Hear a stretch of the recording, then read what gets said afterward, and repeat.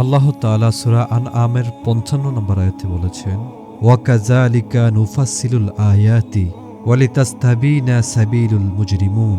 আর এভাবেই আমি আয়াতসমূহ বিস্তারিত বর্ণনা করি, আর যাতে অপরাধীদের পথ স্পষ্ট হয়ে যায়। আল্লাহ তাআলা সূরা নিসার ১১৫ নম্বর আয়াতে বলেছেন, আর যে রাসূলদের বিরুদ্ধাচরণ করে তার জন্য হেদায়েত প্রকাশ পাওয়ার পর এবং মুমিনদের পথের বিপরীত পথ অনুসরণ করে আমি তাকে ফেরাবো যেদিকে সে ফিরে, এবং তাকে প্রবেশ করাবো জাহান্নামে, আর আবাস হিসেবে তা খুবই মন্দ। আল্লাহ তাআলা মুমিনদের যেভাবে বিস্তারিত বর্ণনা করেছেন, তেমনিভাবে অপরাধীদের পথ বিস্তারিতভাবে বর্ণনা করেছেন, এবং উভয়ের পরিণতি কর্ম, তাদের বন্ধু বান্ধব, মুমিনদের জন্য আল্লাহর তৌফিক আর পাপীদেরকে আল্লাহর পরিত্যাগ, মুমিনদেরকে তৌফিকের উপায়সমূহ ও অপরাধীদেরকে আল্লাহর পরিত্যাগের কারণসমূহ উল্লেখ করেছেন।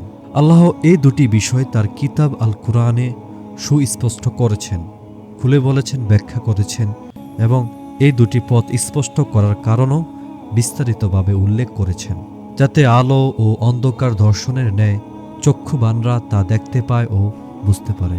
যে ব্যক্তি অপরাধীদের পথ চিনতে পারে না এবং সে পথ যদি তার কাছে স্পষ্ট না হয়, তবে সে পাপীদের পথকে মুমিনদের পথ মনে করবে।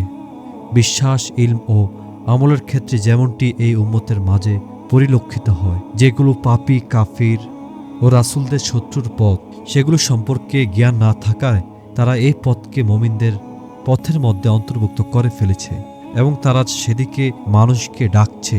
যারা এই পথের বিরোধী, তাদেরকে তারা কাফের বলেছে।